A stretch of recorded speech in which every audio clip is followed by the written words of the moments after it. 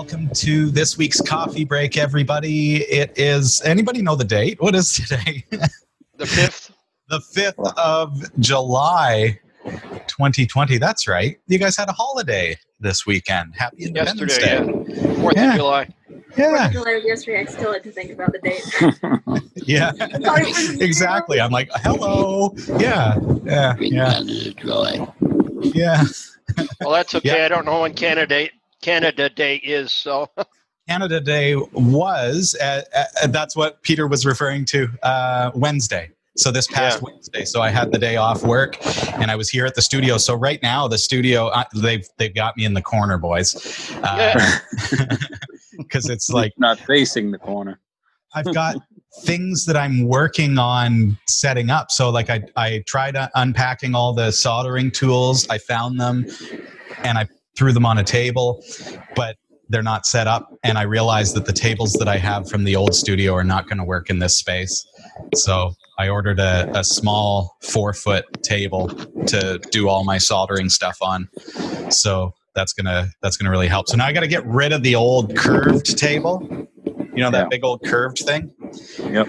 Bill, you remember, because you were there, how, like, it's a pretty big table, right? So it takes large, up the full floor. Yeah. So, Peter, I don't have the ability to mute you today because I'm over here in the studio. Oh, what? Sorry. No, that's okay. Just know to mute yourself when you're making noise and stuff, if you don't mind. And especially if you have to move your microphone, you have to turn it off before you move it. It's like Zoom etiquette, folks, and we live in this world of like, hey, there's Zoom meetings happening all the time now, so we need to all learn our Zoom etiquette and mute our mics when we need to. Yeah, I also noticed that we have Mr. Owen from the United Nations here today. Those of you who are watching this on demand, you don't see that, but we have little tags under our pictures that show our name, and MarshMan today is UN Owen. So that's what. And I was going to say his picture is frozen, but it's just come back to life. So. Oh, there we go. Well, I should greet everybody. I've got Doug up at the top left there. I'm here in the middle at the top, and MarshMan, a.k.a. UN Owen. Do I need to call you that now? Over on the right. Hey, guys. Peter at the bottom left. We got Solbu in the middle, and BP9 joining us as well. Hey, guys.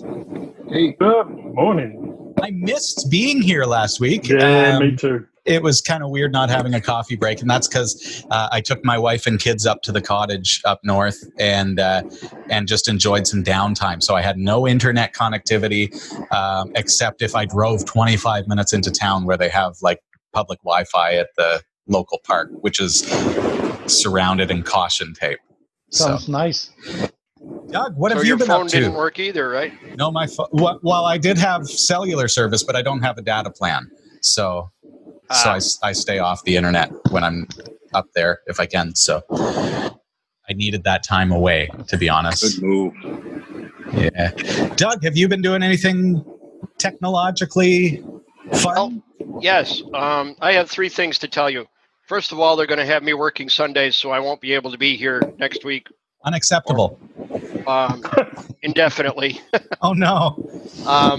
Secondly, I went wireless. Oh, you did. You pulled a Solbu. We're going to call that pulling a Solbu now. Yeah. Yes, I officially pulled a Solbu and bought some Bluetooth headphones. Beautiful. Interesting story there. My microphone, all of the microphones attached to this computer got turned off through means unknown. I don't know how it happened. I'm running Windows 10, and one day I went to plug it in to do something, and the microphone didn't work. The headphones worked, but the microphone didn't work. Oh, dear. Well, there's your problem. There's your problem.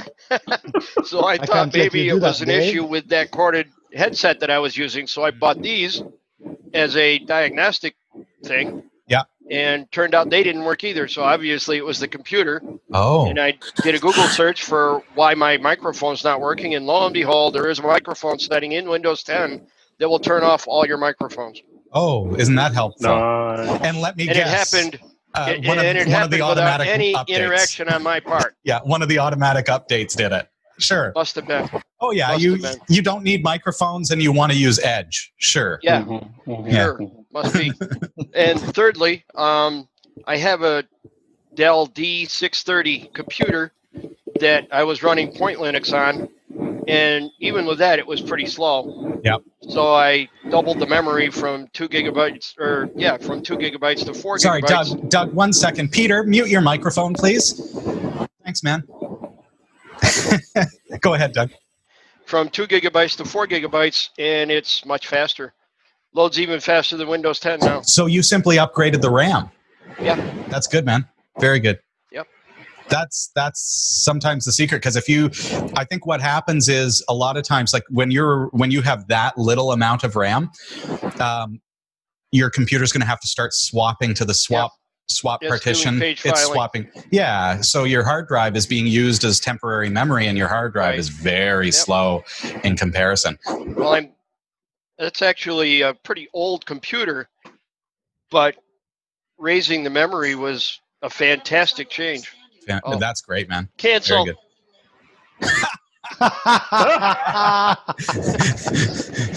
I guess computer is your call sign, eh? Yes. that's why I can't call them computer here at the studio, because we say computer all the time. All the time. Yeah, but if you're a true techie, then what other trigger can you use, right? Yeah. Well, it was funny because little while ago, I was watching Cat 5 TV, and you were doing the upgrade on your Lenovo, and you kept saying computer, and I kept responding. Sorry, man. See? Oh, like us Trekkies love the fact that we can call it computer, but it just doesn't work. Fortunately, you weren't ordering anything, so. Yeah. I got to remember to do that. He's going to have to start watching Category 5 with his new Bluetooth headset. Yeah. MarshMan, I saw your shirt there for a moment. Love that. So I need to get some more. I'm going to get me one of those. You got a hole in it. He's worn his Category 5 Tech TV T-shirt to the point where it has a hole in it. Wore a hole in it. Done. That's a super fan right there, guys. Impressive. Impressive. What have you been up to, Bill? You see. Oh, what have you been up to? I swapped laptops with the wife. I got hers. Yeah, I got her onto a more powerful computer. Does that mean a downgrade for you when you say swapped, or do you just mean you swapped? Got her a better one. Yeah, it's a downgrade for me, but I'll bring that downstairs and put VMware on it and run NEMS on that instead of the big monster and electricity. Oh, cool. Oh, okay. So you're going to turn the old laptop into a hypervisor. Yeah. How much RAM is in there? Right now, 4 gig, but I have 8 sitting on the side, and I can pop in there. Very good. Yeah. That's one thing with the hypervisors we found, eh? You don't want to get too close to the edge, because then all of a sudden everything goes down. Hey, I had that happen. My hypervisor went down this weekend because the power went out Saturday morning, about 9 o'clock in the morning. It just flashed. And so I had to come into the studio because I still haven't put batteries in that UPS. But it just reminded me, because my whole hypervisor went down. So that took down my Pi hole. So there was no DNS. So I couldn't remote into the studio. My computer was off. Everything was down. So note to self. You need to get that UPS battery in there. I really do. It's been a long time. It has, but it's one of those stupid things where I know that I have to.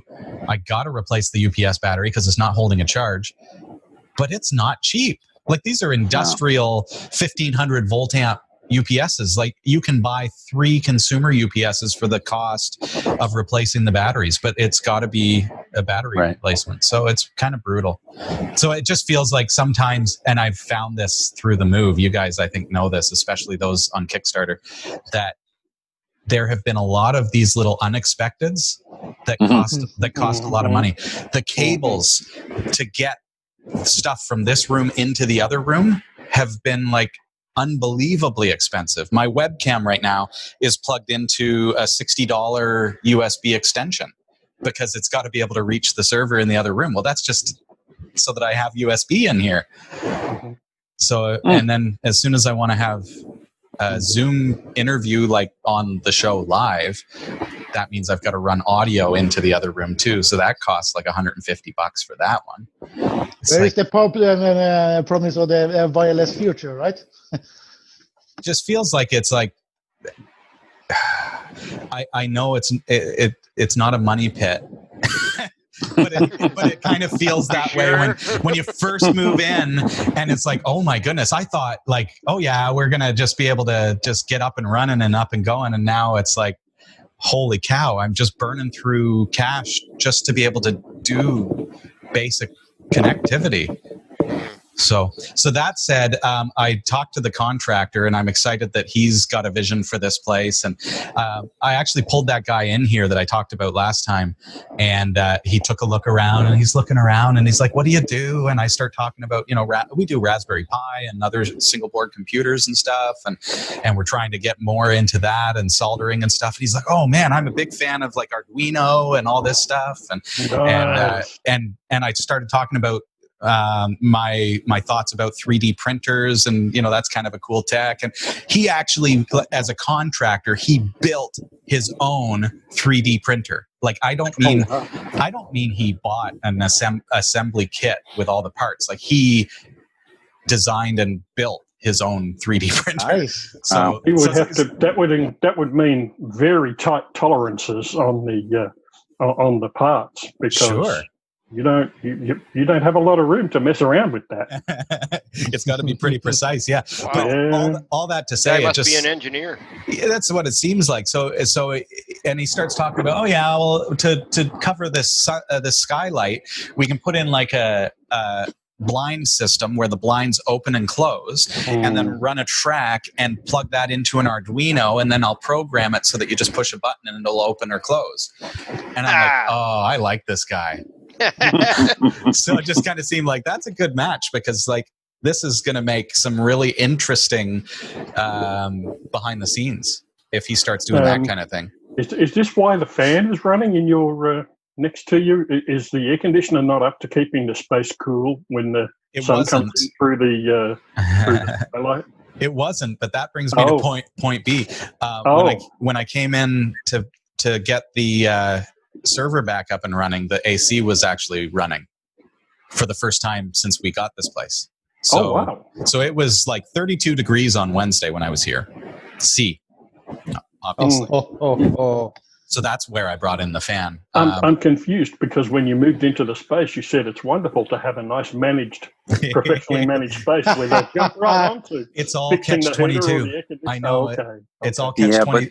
Can I explain the world hasn't been perfectly managed, so that's right. Yeah. Okay, so there's two things here. First thing is, just like Bill is saying, like they're in the same state as everyone else. Are they open? Are they closed? Do they have full staff? Right. No, it's like, and they're trying to make everything work.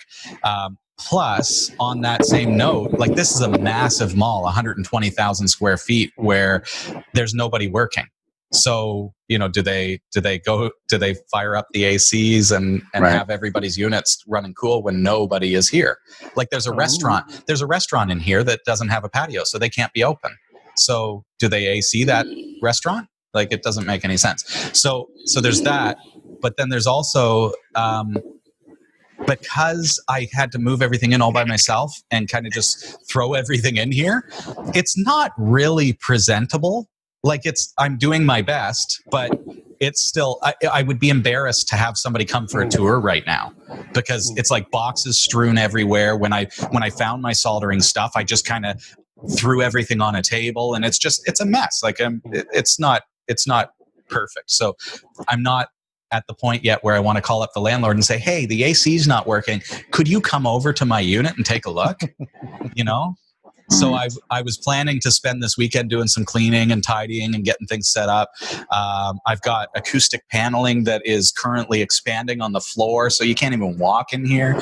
So like there's that kind of stuff. So it just wasn't appropriate to ask somebody to come and take a look. So to find that they got it working over the weekend was kind of a pleasant surprise. So Peter, what are you up to, man? Anything? How's your antenna project going? Well, we had a couple of disasters. We heard about that last time, yeah. But you back back on track? No, we had a better more? design. Yeah, not more disasters, Peter. Come on.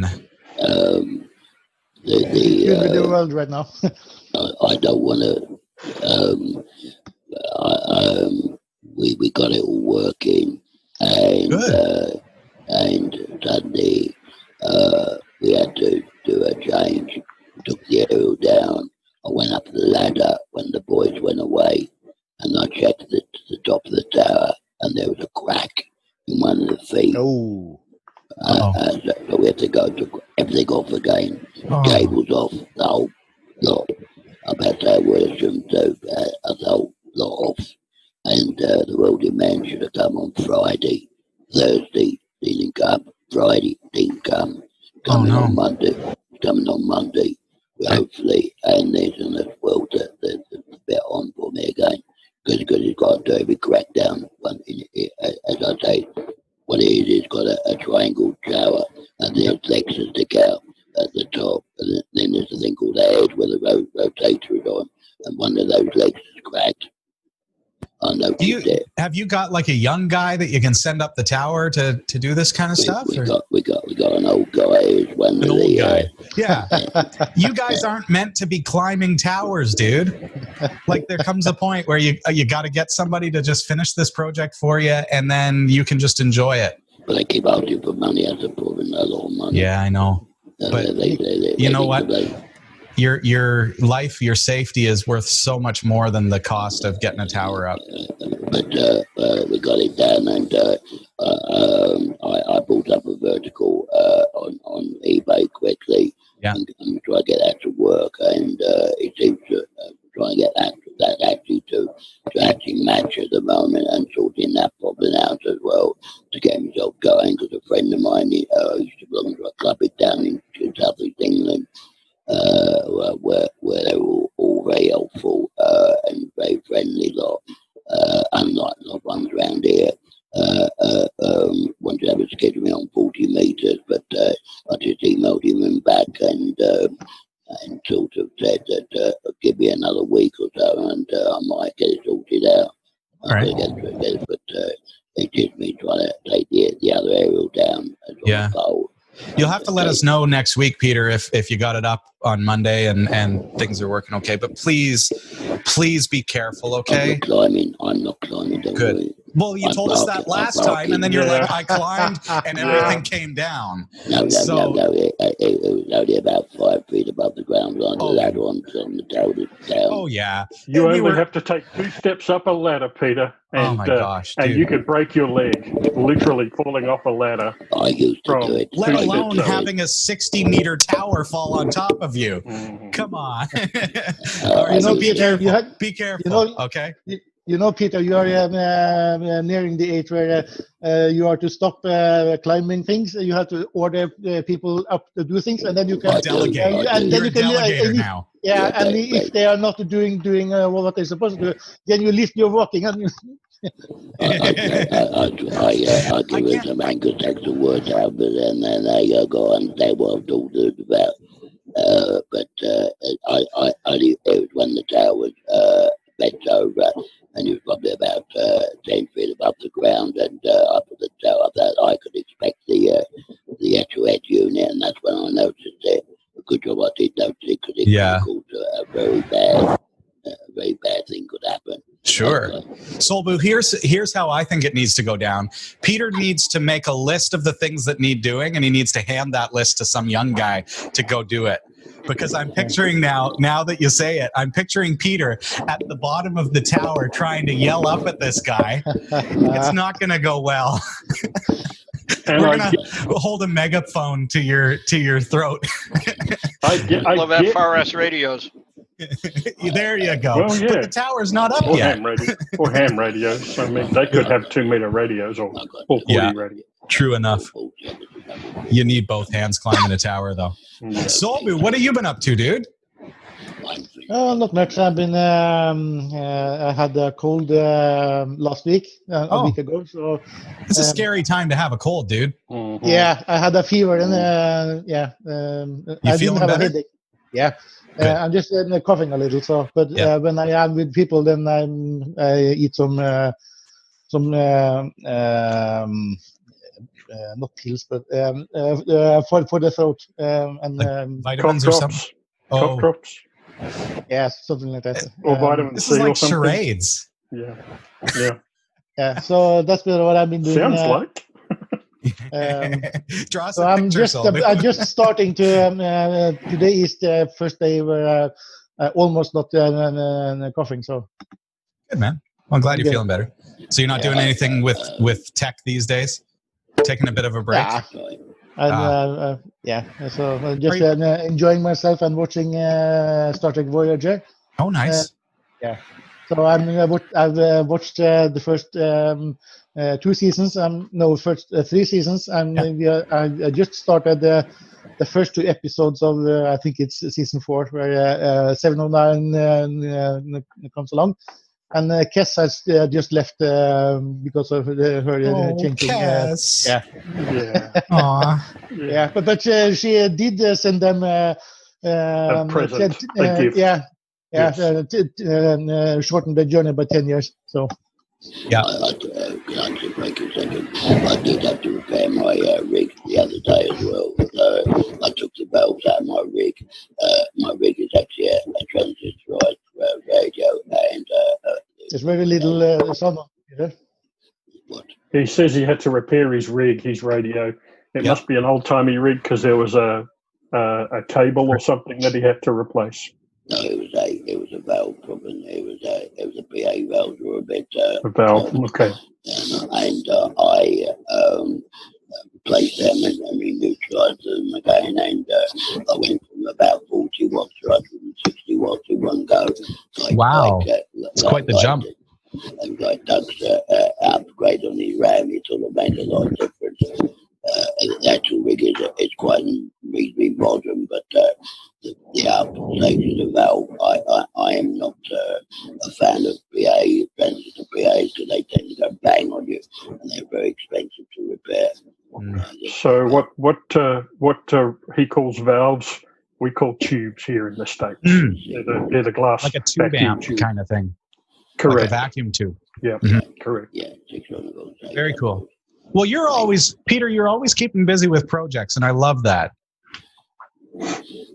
Yeah. I always do that because if I don't do that, I'll get bored. Yeah. I've always been active, but all my life, doing things like that. I like I'm constantly learning, but I'm not at your level with the electronics and stuff by any stretch. But I posted on Twitter this week because, or maybe just yesterday, because I had a chat on the NEMS Discord server with one of my users about creating a box that would connect to a NEMS server over GPIO to a Raspberry Pi. And then based on the response of a temper device, which is the temperature sensor, the USB temperature sensor, if it got too hot, it would turn on a 110 volt power outlet. And he'd have 2 fans plugged into that outlet. And so if the room got too hot, the fans would automatically turn on. And then if it came down to temperature, it would turn off the fans automatically. So, I love tinkering with that kind of stuff. There's 3-pin IC with them, something that basically will give you a temperature to voltage conversion. Yeah, yeah. And you put it through an A/D converter on the fly, and you could use that. Yeah, you can easily enough make your own temperature sensor. I just have, because I've got the USB temper device, it's just so easy. You just plug it in. But something as simple as that can be done with an Arduino. And you can I need to get more power into outages Arduino as well. Arduino, yeah, and they're so specific task oriented. I love that. Speaking of do-it-yourself projects, a member of our user group, he was on TV a few years ago. He and his wife were redoing renovating the bathroom, and they wanted heating in the floor. So he had at that time he had just got a water-cooled system, and he ran pipes from the water-cooled PC in the bathroom floor, Is that generating enough heat from your CPU? And is he mining? I have no idea, but no, he's not mining. And when he have a sensor in the bathroom, and when they need some heat, there is an automatic job that is starting to compile some. Okay. So he runs up the CPU heat. Oh, there are more efficient ways to do this. Yeah, but he wanted to have some fun at the same time. So that is pretty cool. Yeah, I've got all that, like the thermistors and everything. Yeah, I can build those things, and I still like the temper. I still like the convenience.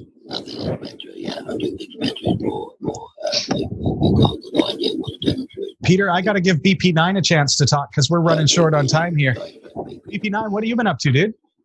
Well, two things that I've been dealing with. The first is I've taken baby steps with my PineTime and bricked it. No. Yeah. Well, I say bricked it, but I've taken what you have to do is you have to unlock a programming bit so that you can reprogram the PineTime, because as it comes locked with a software bit that prevents you from programming it. So I did that. I followed that process. Doesn't make a whole lot of sense for a developer, Kit. Well, I mean, it's just the way it came delivered. So I unlocked it, and then I tried to program it, but it refused to program. The process of unlocking it causes it to, it means that whatever was in the memory gets erased. That's part of the process. So now there's literally nothing in the memory of it anymore. It's waiting patiently for me to figure out how to program it, but don't have any idea. I don't know. One of the Voyager episodes did that when they discovered a robot floating in space. It came aboard, and Bilana was kidnapped, and in order to build a new one, and the new robot came along, and he asked for the programming. That reminded me of that episode. Yeah. Watched it a few weeks ago. Reminded you of a video you saw. What a surprise. Yeah, exactly. Yeah. So the other thing, remember, Robbie, when I got all excited because on the PineBook Pro and the PineBook, the little SD card, which you can't see because it's black on black, but the little SD card you just push in and pop out, and it's a little spring-loaded thing, and it just lets you remove the SD card.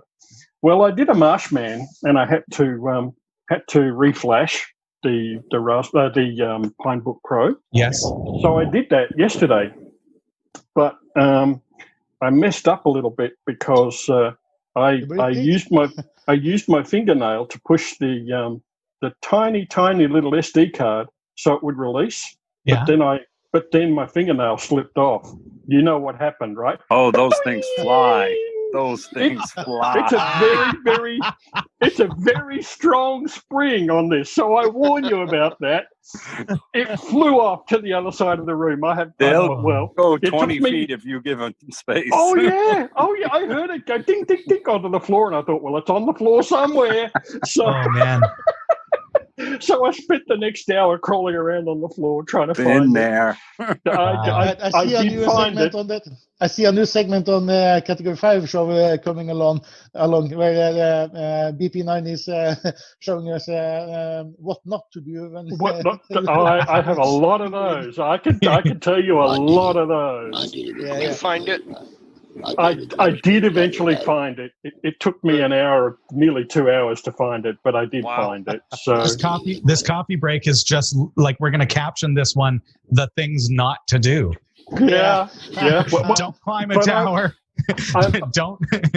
I made the point about this PineTime though, Robbie. You know, you said don't do that. Well, you have to. You have to unlock that switch so that you can program it. Because mine hasn't arrived yet. Yeah. So you're teaching me what Well, maybe not what not to do, but when you fix it, I'll be able to follow your steps. You still have to follow these steps. It's just a little scary right now because I literally get no response out of it. But all I have to do is figure out how to program it. That's all. He's your live wiki. Yes. No way. Okay. I got 2 grab screws the other day. VP9 I did the same thing. Got 2 grab screws and bent on that patio looking for 2 wee grab screws. And Spencer had looking for. I can't hear you, Peter. I heard VP9, but I don't know what you're saying. At least with screws, you can get a magnet or something like that. Been there, done that. I did that inside. I took the PineTime apart. It's got tiny little screws in it, which you can't even see. But you guys know when I took tiny apart, little screws. Don't drop them. I took apart the Pinebook Pro recently on the show. Do you remember that? Yeah, I do. I did the same. What got cut is that I lost like 3 screws and I couldn't find them anywhere. And I was like, what on earth?